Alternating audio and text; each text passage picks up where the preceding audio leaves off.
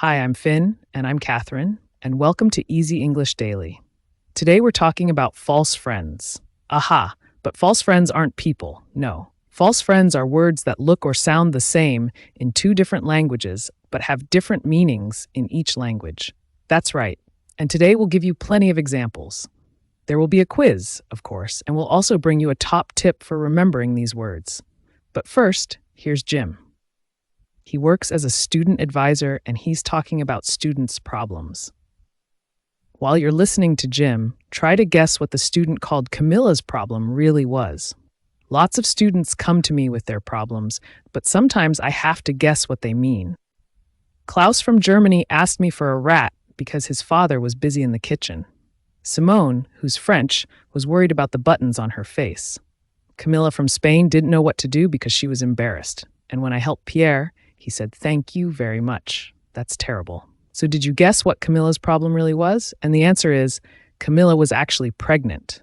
But she used the wrong word when she said she was embarrassed. She did because embarrassed is a false friend in Spanish and English.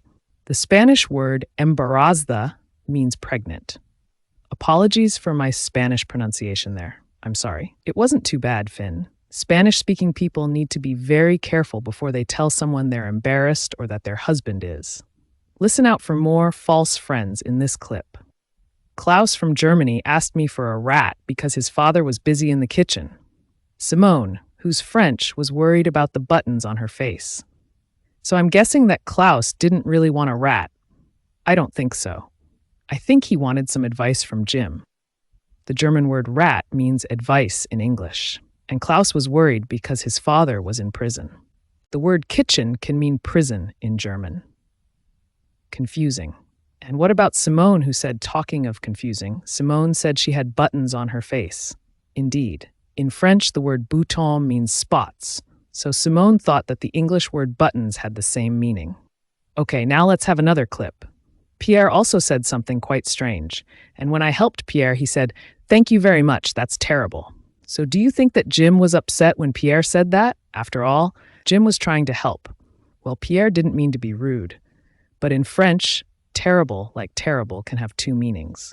It can mean very bad, but it can also mean great. It depends on the sound of your voice when you say it. Pierre meant that Jim's advice was great, not terrible. Wow, big misunderstanding, eh? Absolutely. So the message is, don't get upset if someone from another country says something that seems a bit strange or perhaps rude, because they might just be using a word that's a false friend.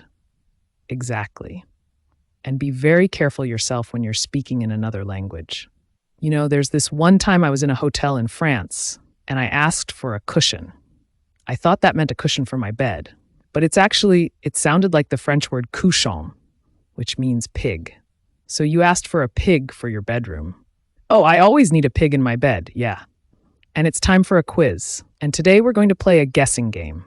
So number 1, if a French man is holding some 10-pound notes in his hand, but he says he's got no money, what does he mean? Well, the answer is that he means he's got no coins. Yes, monnaie in French means coins or change. Very good. And number 2, if a German woman in an English restaurant says that she wants to become a steak, is she joking or does she really want to turn into a mule? Well, the answer is neither. Bekommen in German is a false friend for become in English. She means that she wants to get a steak to eat. Right then.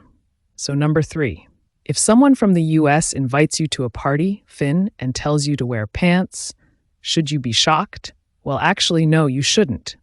Pants in American English means trousers. It doesn't mean underwear, like in British English. That's a relief. And that's the end of the quiz. Well done if you got them all right. And before we go, here's a vocabulary tip. Keep a note of false friends between your language and English. You could use word cards with the word on one side and the information with example sentences on the other. And there's more about this at Easy English Daily. Join us again soon for more Easy English Daily. Bye.